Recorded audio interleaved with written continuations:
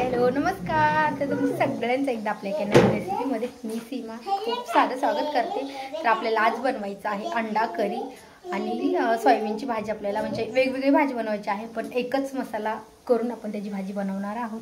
तर शेवटपर्यंत नक्की व्हिडिओ बघा आणि तुम्ही जर माझ्या चॅनलवरती नवीन असाल तर चॅनलला सबस्क्राईब करा। त्या साईडला बेल आयकॉन आहे ते पण क्लिक करा, जेणेकरून माझं प्रत्येक नवीन व्हिडिओचं नोटिफिकेशन सगळ्यात आधी तुम्हाला भेटेल। तर चला आता आपण बनवणार आहोत सोयाबीनची भाजी आणि अंडा करी। त्या पण वेगवेगळ्या रेसिपी दोन्ही पण ह्याच व्हिडिओमध्ये तुम्हाला बघायला भेटणार आहेत।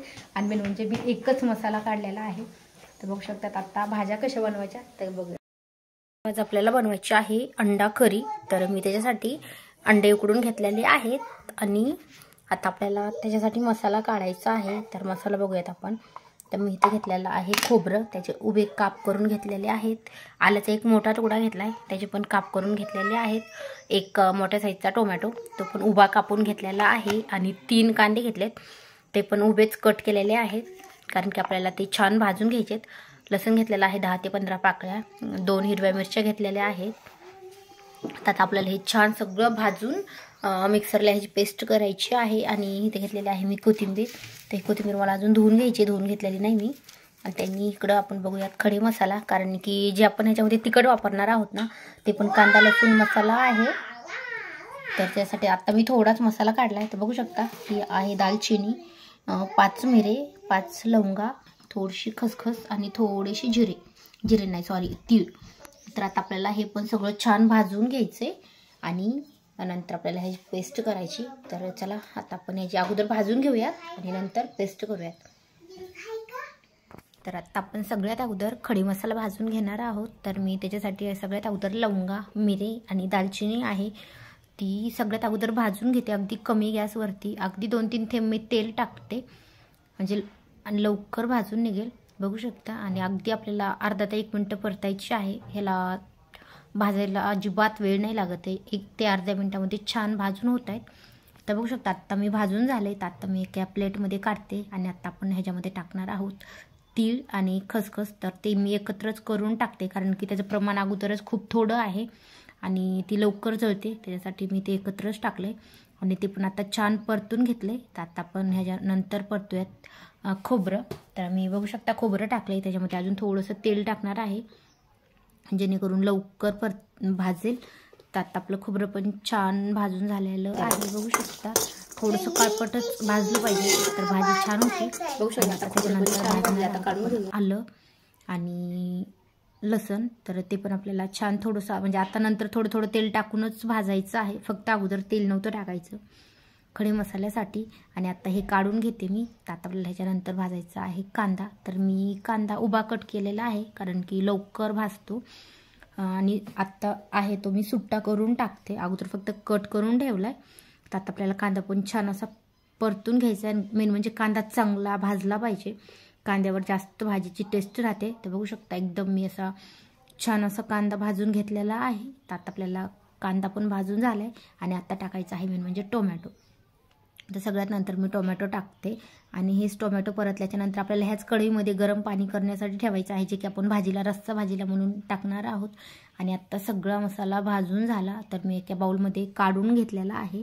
ते आपल्याला थंड होऊ द्यायचं आहे आणि थंड झाल्याच्या नंतर मिक्सरला काढायचं आहे।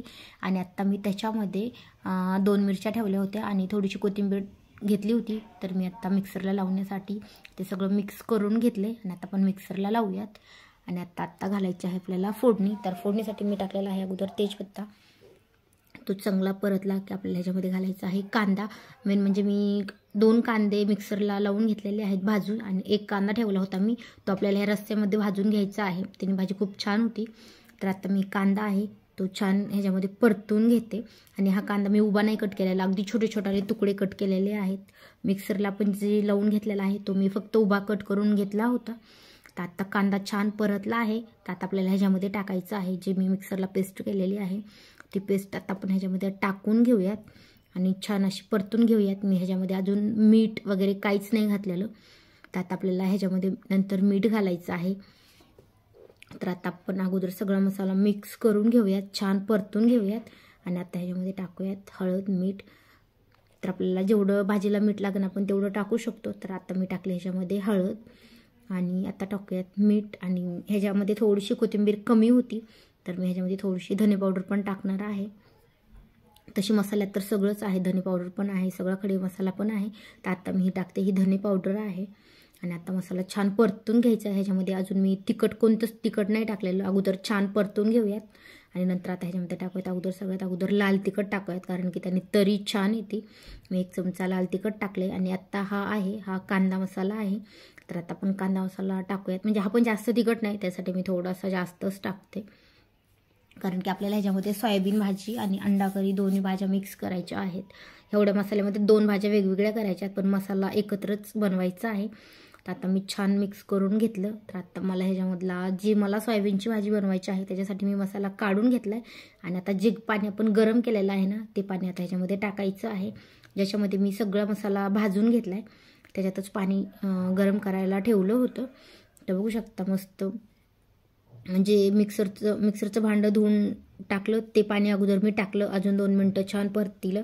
आणि नंतर आत्ता जे पाणी कढईमध्ये होतं ते पाणी टाकते. आणि अंडे होते ते फोडून टाकलेले आहेत. आणि आता आपल्याला अंडा करी छान शिजवून द्यायची. बघू शकता अंडा करी छान शिजलेली आहे. आणि अंड्याचे तुकडे म्हणतात की असे तुकडे का टाकले, कारण कोणी अंड्याचे 4 काप करून टाकतं. 1-2 मिनिट रुद्रांशला अगोदर छान खायला दिलं तर त्यांनी तसे तुकडे केले, त्याच्यामुळे मी तसेच तुकडे टाकले मिक्स करून, कारण की दोघांपुरतीच भाजी बनवायची होती आणि माझ्यासाठी बनवायचं होतं हे सोयाबीन. तर मी तीच कढई घेतली. आता अंड्याचं एका साईडला ठेवून दिलं.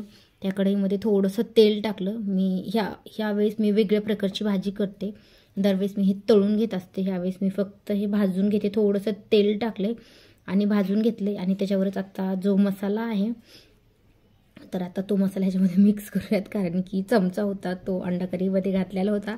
आणि माझी कढई गरम झाली, माझ्याकडे काहीच नव्हतं हलवायला. मी चाकू घेतला, म्हटलं जाऊ दे आपण त्यांनीच परतून घेऊया थोडंसं. आणि आत्ता ह्याच्यामध्ये पण मी थोडंसं एका साईडला गरम पाणी करायला ठेवलं.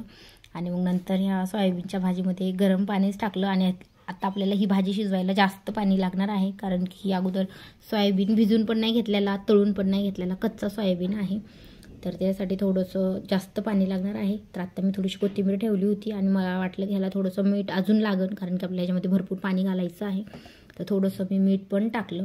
आणि आता आपण ही भाजी छान शिजवून घेऊयात. बघू शकता मी खूप जास्त पाणी टाकले, पण आपल्याला हे पाणी आटवून द्यायचं आहे, जेणेकरून आपली भाजी पण छान शिजन आणि खूप पातळ पण नाही होणार. तर बघू शकता आता आपली भाजी सोयाबीनची भाजी पण मस्त झाली आणि अंडा करी पण छान झाली. तर बघू शकता मी अंडा करी आणि सोयाबीनची भाजी म्हणजे दोन्ही पण मसाला भाजी बनवलेली आहे.